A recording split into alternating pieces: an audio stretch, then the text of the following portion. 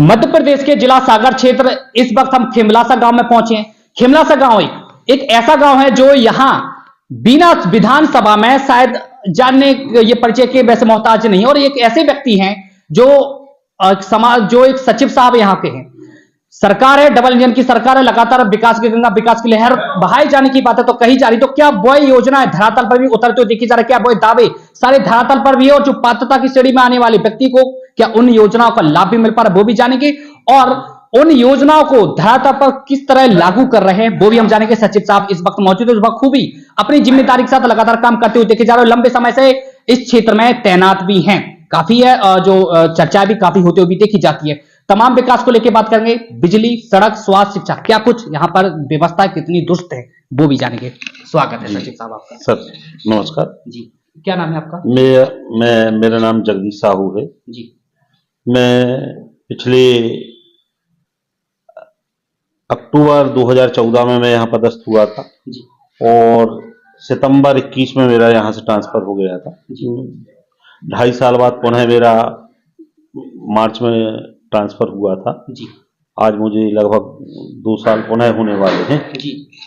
मैं यहाँ पर पदस्थ रहा हूँ। उस समय भी ये भवन भी नहीं बना था जी। और सरपंच जी के कार्यकाल के जस्ट पहले मेरा यहाँ ट्रांसफर हुआ था। एक सचिव की जिम्मेदारियां होती हैं कि शासन की जो योजना है लोगों को चिन्हित कराए और उन तक योजनाओं का लाभ पहुंचाए। तो किस तरह जो सरकार की योजना है वो चल रही है और कैसे लोगों तक पहुंचाने का आप लोग काम करते हैं? वैसे हमारे यहाँ लगभग 600 के करीब पेंशन हितग्राहियों को पेंशन प्राप्त हो रही है जी। जो लगातार ये निरंतर प्रक्रिया है। और पेंशन का कार्य जैसे 60 साल हो जाते हैं व्यक्ति के और वो गरीब है तो उसको अपन पेंशन का प्रावधान शासन के प्रावधान अनुसार उसको लाभ दिलाते हैं। अच्छा, बात करेंगे हम सड़कों को लेकर हैं, पानी की व्यवस्था को बात करेंगे, नाला नालियों की व्यवस्था, साफ सफाई व्यवस्था। साफ सफाई के लिए हमारा डोर टू डोर कचरा गाड़ियां चल रही हैं। एक गांव और है संलग्न माला सुनेटी, इसमें 3 कचरा गाड़ी हमारी निरंतर चल रही है और 5 सफाई कर्मी हैं।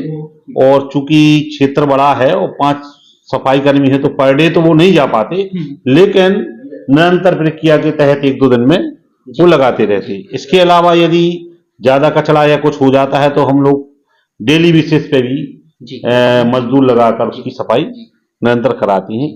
पेयजल पे थोड़ा बताएं। पेयजल की समस्या हमारे यहाँ बहुत है और ये काफी दिनों से, कई सालों से है, सैकड़ों वर्षों से समस्या है। क्योंकि यहाँ हमारा जल स्तर इसका बहुत डाउन है और बोरों में पानी नहीं निकलती, तो आसपास के कुआं हैं कुछ। और वैसे ग्राम पंचायत द्वारा लगभग ये ग्राम खिमलासा की आबादी का कहे तो लगभग 30% लोगों को ही नल जल योजना का लाभ दिलाया जा पा रहा है। क्योंकि सन 1974 के 75 के करीब ये योजना है और ये पूरी ध्वस्त हो चुकी है।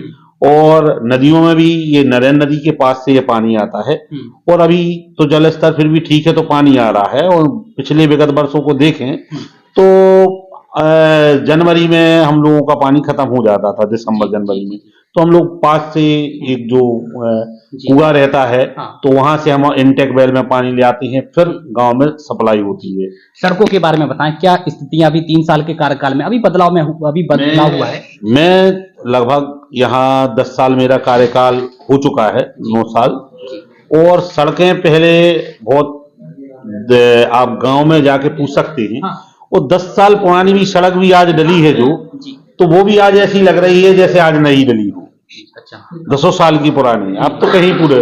और लगभग 90% सड़कों का विकास हो चुका है, 10% रह गया है। अभी वर्तमान में चूंकि नल जल योजना का काम भी चल रहा है तो सड़कों की खुदाई हो रही है, इसलिए जहां जहां सड़कों की खुदाई चल रही है वहां रिपेयरिंग का भी काम चल रहा है।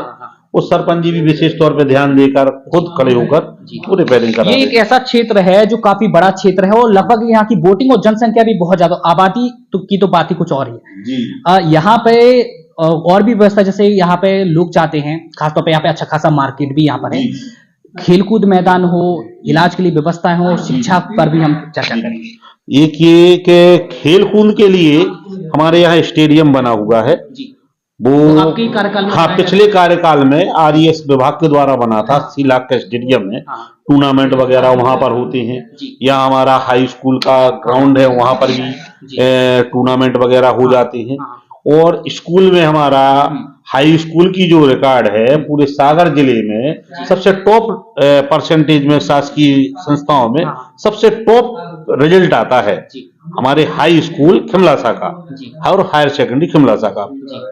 ये स्कूल में है। और स्वास्थ्य के लिए हमारे यहाँ एक डॉक्टर है, हाँ। प्राथमिक स्वास्थ्य केंद्र है। अब चूंकि बड़े शहरों नगर पालिकाओं तो जैसा स्वास्थ्य सुविधाएं नहीं है, लेकिन प्राथमिक उपचार के लिए व्यवस्था है। किसानों की भी काफी बातें कही जाती है, किसानों को मेड़बंदी कर रहा, चेक डैम, तालाब, कूप निर्माण, कूप मरम्मतीकरण, तो इन सब को लेके किस तरह देखिए, ये जो कूप बनवाने वाले हैं तो मनरेगा के तहत कपिलधारा कूप बनाए जाते हैं, तो उनका भी लाभ दिया गया है लोगों को। किसी के काम चल भी रहे हैं वर्तमान में। और दूसरी बात, तालाब की बोले तो तालाब का एक हमारा बहुत करीब 400-500 साल पुराना तालाब है, जिसको हम लोगों ने स्वयं की निधि से गहरीकरण कराया लगभग 5 फीट। मतलब जब से वो तालाब बना है तब से उसकी खुदाई नहीं हुई। तो उसकी क्या हम लोगों ने सिल्ट निकाली, उस सिल्ट को सिर्फ भर कर दी, ट्रांसपोर्टिंग किसान ने खुद किया। तो उन्होंने किसानों के लिए ये एक अच्छा मौका रहा कि उन्होंने सब, वो जैविक खाद था, वो जलीय पौधों की खाद थी, तो उन्होंने अपने खेतों में डाली। तो उनसे उनका उत्पादन भी काफी बड़ा है और आगे चल के भी 8-10 साल तक करीब उनको उसका रिजल्ट मिलेगा। और हमारा तालाब भी सफाई हो चुकी उसकी और कंचन पानी भरा। अच्छा, सिंचित भूमि के लिए किस तरह प्रयास लोगों के लिए, किसानों के लिए किया जाता है? किस माध्यम से उन तक पानी पहुंचता है किसानों के पास? किसानों के पास देखिए क्या है, बोरवेल्स तो नहीं है, वो प्राइवेट लोग जो हैं। अब वर्तमान में तो क्या है, नल वो पाइपलाइन सिंचाई योजना की पाइपलाइन भी डल चुकी है और पास में हमारी नरेन नदी है, तो वहां से सिंचाई होती है। तो और बाकी जो किसान जो उससे नहीं है, तो नलकूप है और कुआं, इससे सिंचाई होती है।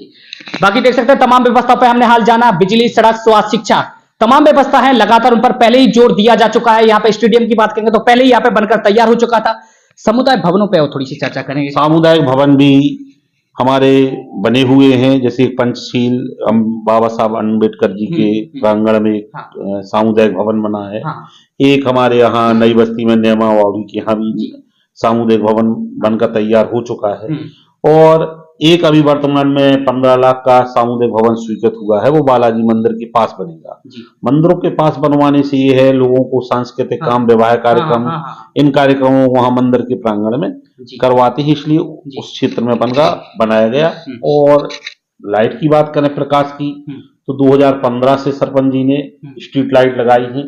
उससे हमारे गांव में सबसे ये हुआ है कि चोरी की समस्याएं जो रात में होती थी वो कम हो गई, मतलब ना के बराबर हो गई, कोई चोरियां नहीं हुई। और एक और हमारी ग्राम पंचायत का पहल हुआ है, तो उन्होंने एक और प्रस्ताव पारित हुआ है कि गांव में मुख्य चौराहों पर तो एक कैमरा की व्यवस्था की जाएगी। चौराहे पर एक कैमरा और एक लाउड स्पीकर। तो उससे क्या होगा कि बहुत सी महत्वपूर्ण योजनाओं की जानकारी लोगों तक सही तरीके से पहुंचने में, कहीं ना कहीं मुनादी होने में कुछ कमी रह जाती होगी यदि, तो उनको फैसिलिटी होगी कि उनके मकान के आसपास या चौहट्टे पर रहेगी, तो एक दूसरे से चर्चा करके वो पहुंचेंगे। और चौराहे पर कैमरे लगेंगे तो चोर या बाहरी व्यक्ति कौन आ रहा है, कैसा आ रहा है, तो सुरक्षा की दृष्टि से वो रहेगा। ये हम लोग थोड़ा बिजली के बारे में बताएं, कितने घंटे बिजली आपके क्षेत्र में मिलती है? बिजली हमारे यहाँ पर्याप्त मिल रही है। कब कोई किसी दिन यदि कटौती होती है तो पहले से ग्रुप के माध्यम से ऐसा मैसेज किया जाता है एमपीबी द्वारा। बाकी 24 घंटों बिजली प्राप्त हो रही है। बाकी देख सकते हैं सचिव साहब खूबी अपनी जिम्मेदारी के साथ यहाँ पे काम करते हुए भी देखे जा रहे हैं, लगातार अपनी जिम्मेदारियां रख रहे हैं। और विशेष तौर पर सरकार की जो तमाम योजना है, लाभार्थी कौन पात्रता की श्रेणी में आते हैं, उसको लेकर भी चिन्हित यहाँ पे किया जाता है। और तमाम व्यवस्थाओं पर भी जाना लगातार किस तरह यहाँ पे काम हो रहा है, हम आपको गांव में भी लेकर चलेंगे और वहां की व्यवस्था किस तरह लगातार मजबूती के साथ